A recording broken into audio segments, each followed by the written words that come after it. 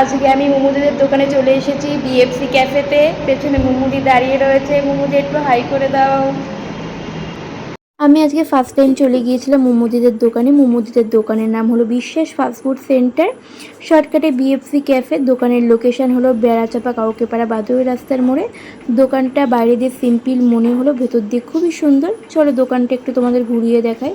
দোকানের এই দেওয়ালটায় উইংসের একটা আর কি ওয়াল পেন্টিং করা ছিল, আর এই দেয়ালটায় হ্যান্ড পেন্টিং করা ছিল। তার মধ্যে আমি খাবারও অর্ডারও দিয়ে দিয়েছি।